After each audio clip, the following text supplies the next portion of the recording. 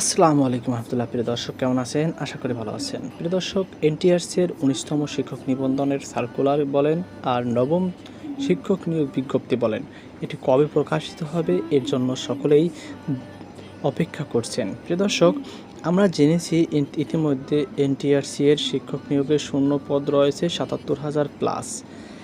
এর নিয়ম পদ্ধতিও ইতিমধ্যে আমরা জানি যে ১০০ মার্কের বিষয়ভিত্তিক হবে আর ১০০ মার্কের হবে সাধারণ অংশ। এ নিয়ে টোটাল ২০০ মার্কের এমসিকিউ পদ্ধতিতে পরীক্ষা হবে। এটি আমরা জানি এবং লিখিত পরীক্ষার পদ্ধতিও বাতিল করেছে। এখন প্রশ্ন হচ্ছে, কবে এই সার্কুলারটি প্রকাশিত হবে? প্রিয় দর্শক, এই সার্কুলার প্রকাশ হওয়ার সবথেকে বড় বাধা হচ্ছে কেস মামলাজনিত কারণ। দ্বিতীয়ত বাধা হচ্ছে নতুন যে চেয়ারম্যান রয়েছে তিনি, এই যে এখন বর্তমান চেয়ারম্যান রয়েছে তিনি হচ্ছে ভারপ্রাপ্ত। নতুন চেয়ারম্যান দায়িত্ব না নেওয়া অবধি এই সার্কুলারটি প্রকাশ হতে পারে না বা হবে না, কারণ এটি একটি বড় একটা ইস্যু, যেটা ভারপ্রাপ্ত চেয়ারম্যান দায়িত্ব নিতে পারে না। ভারপ্রাপ্ত চেয়ারম্যানের দায়িত্ব হচ্ছে শুধুমাত্র রুটিন মাফিক কার্যক্রম চালানো।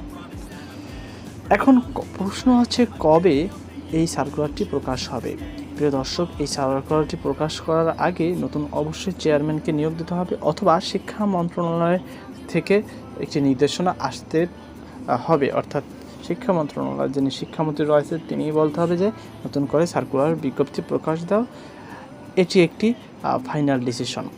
এভাবে হলেও হতে পারে, তো তার সম্ভাবনা খুবই কম। প্রিয় দর্শক, এখন প্রশ্ন হচ্ছে কবে নাগাদ হতে পারে? আমরা ইতিমধ্যে অনেক টাইম দিয়েছি বা শুনেছি যে টাইমটি হতে পারে যে সামনের মাসে বা যে কোনো সময়। আসলে এরকম নির্দিষ্ট কোনো টাইম এনটিআরসির যারা কর্মকর্তা রয়েছে তারা নিজেরাও জানে না।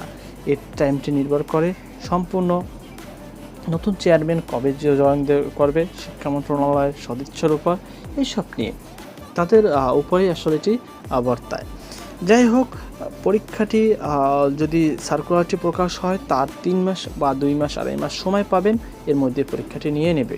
কারণ ব্যাপক সংখ্যক শিক্ষক সংকট রয়েছে, আর এই শিক্ষক সংকটের কারণে শিক্ষা ব্যবস্থার ব্যাহত হচ্ছে। এ নিয়ে আন্দোলনও হচ্ছে যাতে দ্রুত শিক্ষক নিয়োগ বিজ্ঞপ্তিটি প্রকাশ করা হয়, কারণ অনেকের বয়স আছে যাদের ৩৫ ছাড়িয়ে যাচ্ছে। সেক্ষেত্রে একটি তাদের জন্য বড় ধাক্কা হয়ে দাঁড়াতে পারে। তো প্রিয় দর্শক, আশা করি আপনারা বুঝতে পেরেছেন। যাই হোক, যত দ্রুত সম্ভব তত তাড়াতাড়ি যেন এই শিক্ষক নিয়োগের বিজ্ঞপ্তিটি প্রকাশ করুক, আর আমার বেকার ভাই বোনেরা যাতে চাকরি পেয়ে তাদের মুখে হাসি ফুটুক। তো এই ছিল আমার হাতে সর্বশেষ আপডেট তথ্য।